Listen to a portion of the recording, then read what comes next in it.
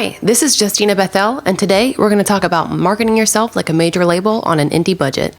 Market yourself like a major label on an indie budget. As creatives, and more specifically musicians, we all have different visions and ideas of, quote, making it. For some of us, it might be Airplay on your favorite local radio station, passing a certain number of streams on Spotify or views on YouTube, or perhaps signing with an indie label.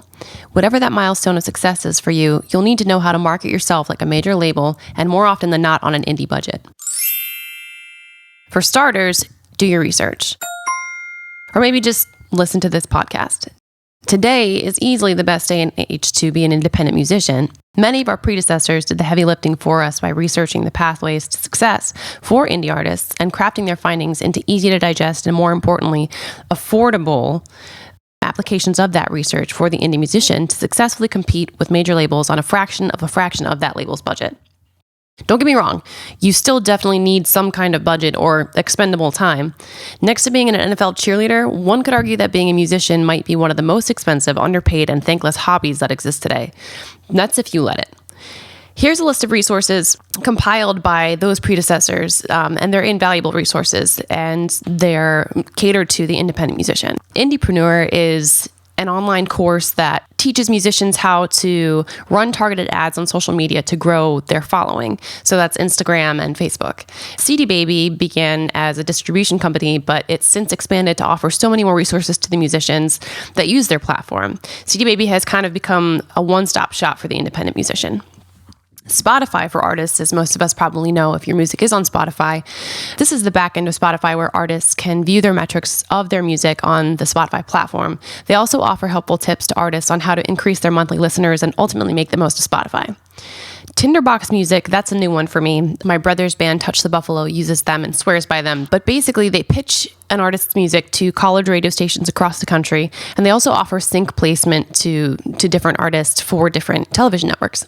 The Indie Bible is another really great gem for the independent musician. It is a collection of independent music magazines, blogs, radio stations, and various other media ingesting and reviewing platforms across the world. Seriously, if there's an indie platform in the world dedicated to promoting indie artists, it's most likely listed in the catalog along with that platform's submission guidelines and contact information.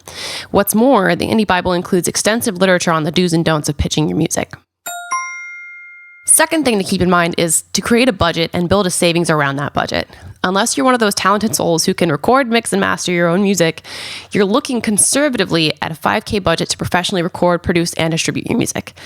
That does not take into account marketing. So unless you're also one of those lucky souls who has managed to snag an investor for your craft, you'll need to make a serious budget for the following things. Social media ad campaigns. So if you follow the Indiepreneur model, Indiepreneur is the one that I mentioned in the previous bullet, you can create a successful, albeit bare bones, single ad campaign that runs over the course of 5 days for about $70. To run your ad on multiple audiences, multiply that $70 by the number of audiences you wish to target. If you venture even further down the marketing rabbit hole and bother to retarget your audiences based on the success of previous campaigns, you'll multiply that $70 by each new iteration of the previously run campaigns, blah, blah, blah, math. Basically, I would recommend setting aside $1,000. Then there's radio Airplay. For a service like Tinderbox, also mentioned in the previous bullet, although they do offer various packages for all budgets, a rough estimate for 6 weeks of pitches to college radio stations would be about $2,400. Again, their success rate is charted. You can see the metrics for it. You just have to have the budget for it.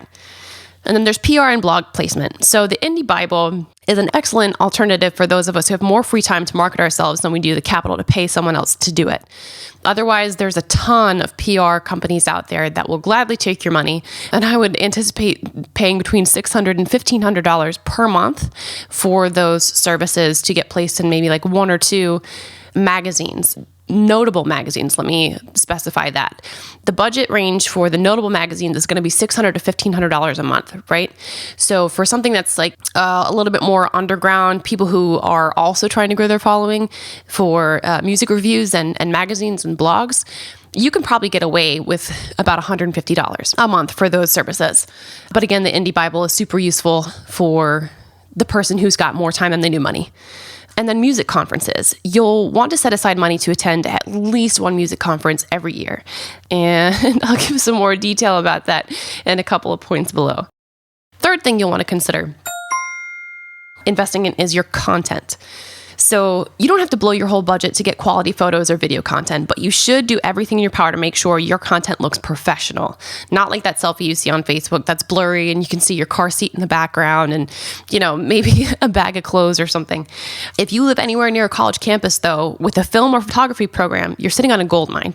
Check Craigslist for your city with caution. If it looks shady, it's probably shady. And I promise you'll find a student or novice photographer or videographer looking to build his or her portfolio that will offer you a free or extremely low-cost video shoot or photo shoot in exchange for using your content in their portfolio. Alternatively, you can post a quick ad on Craigslist offering compensation within your budget for the same photography, videography services. Just make sure you ask for a portfolio or, previous projects they've worked on to know that you're paying somebody for quality work. There's also thousands of Facebook groups for local musicians in your area. Join them, join all of them, and ask for recommendations or if anyone in the group is a photographer.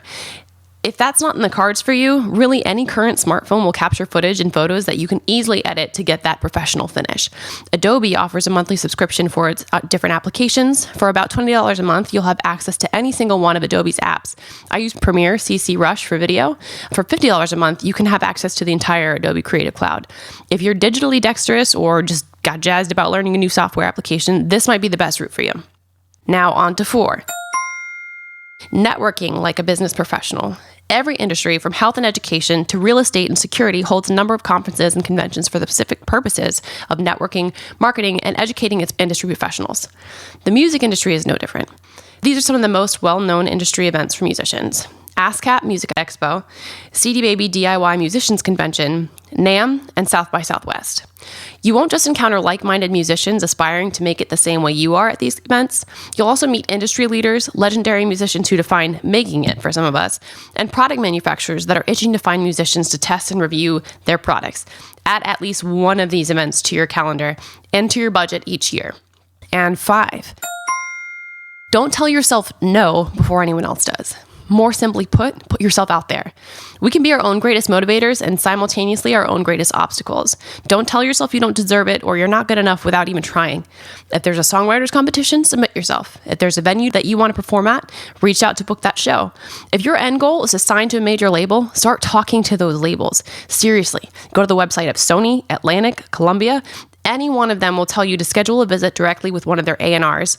A number of different pros, like ASCAP, offer the same face-to-face interaction. When I wrote earlier that today is the best day and age for indie musicians, I wasn't kidding. It's no longer the labels or big media who run the show. It's independent artists like you and I. The opportunities are there if you want them. You just have to step up to take them. So if you think your big shot is riding on whether or not you get exposed to a label or meet the right person at ASCAP, reach out to them directly and promote yourself in person. Put yourself on the front line. Be your greatest motivation and driving force. So basically, to recap, you'll want to do your research and tap into the research that has already been done for you. Create a smart budget, invest in your content, network like a professional, and don't tell yourself no before anyone else does. I'm not endorsed by any of these programs or services. I've just used them for myself, or I've worked with other artists that rave about these resources. And when I find something that works, I get really excited to share it with other musicians. So, happy hustling. You better ride.